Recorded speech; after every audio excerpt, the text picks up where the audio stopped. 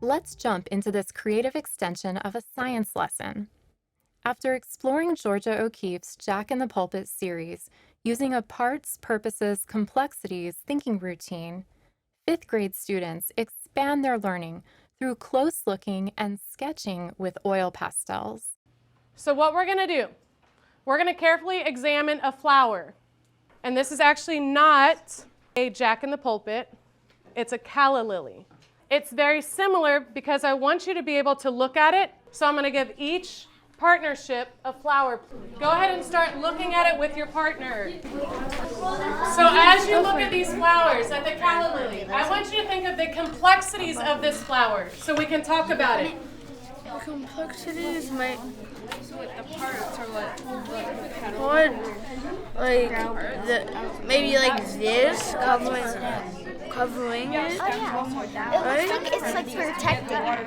Yeah. This probably protects this, like covering it. Yeah. And this base And protects this, like that. since it has this Covering stuff, that. Like it's like maybe it's the thing that catches like pollen. did it like kind of veins? I don't know if you can see it. You see? It looks like the oh look, something's It was drinking water. I noticed in the back it has like these veins. So this could be the spadix, because it's just like that. It's in the center. Yeah. And it has this in the bottom. Yeah. It has stuff in the bottom. Wait, look! That Something on the very top. represents that in the bottom. Look. Wow. Maybe I don't feel that part. It looks like it feels like a little worm.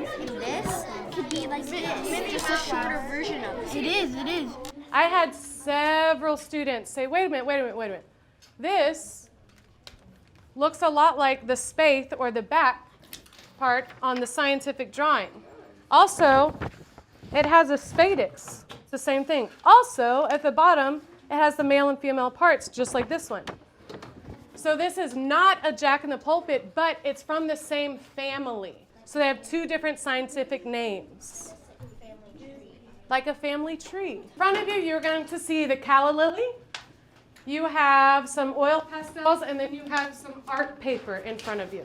Now it's going to be your turn. What you're going to do is you're going to carefully examine the flower in front of you to create your very own art. You can zoom in, and you can actually take this apart if there's a piece that you want to zoom in on, just like Georgia O'Keeffe did. Or you can do the whole flower. It's completely up to you. You're the artist. No, it doesn't fit in the paper how I drew it. No, I'm just gonna make it a tiny bit smaller. So yeah, they can literally just hold it up and talk to the camera. Okay. Do y'all want to be a background?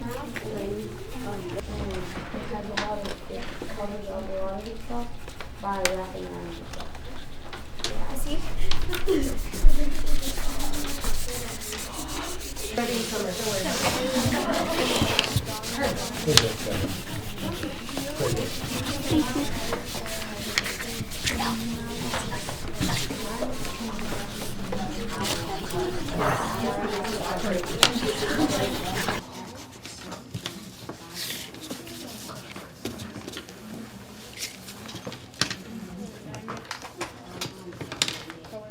So this is my drawing, and I really like it because the details in it, how I drew it, I kind of made veins that help the plants to grow, and when it rains, like so it can the flower can have like more energy and it can grow more bigger and bigger. This side is the inside of my plant.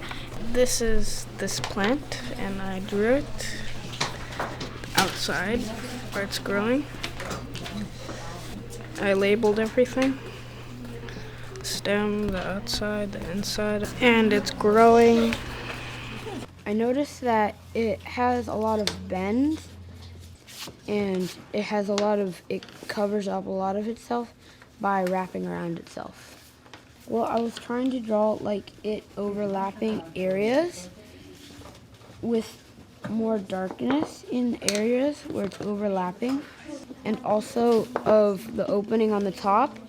I tried to use more black in those areas, and lighter colors where it didn't overlap. I blended it because I wanted it to be like really like you could see the texture and you could see like the inside, and this could be like kind of the nectar. And I was blending a lot so I could look kind of real. So let's do a really quick reflection. Which images stood out to you the most and why? The third one we saw because it had like a lot of detail, and like you could see like the inside of them and like the little like pollen. The young Jack in the Pulpit, it had all these white lines coming down it that the other ones didn't have as much. So that one really stood out for me. The one that looked like a lettuce because I just liked how it looked because it looked so detailed and real. I wanted to say that all three of them, I was wondering why did she continuously zoom in? Why did the artist continuously zoom in onto the flower? And then this last part, how did this thinking routine change or stretch your thinking? So when we looked at the parts and the purposes, and then we talked about how they all came together, how they worked together for the complexity, how did this stretch your thinking? I think it stretched my thinking because it showed me another way how to see arts and another side of it. Yeah, another way that it stretched my mind was how a plant has so many different parts, and they all work for a similar reason, to collect nutrients and to spread the seeds of the flower.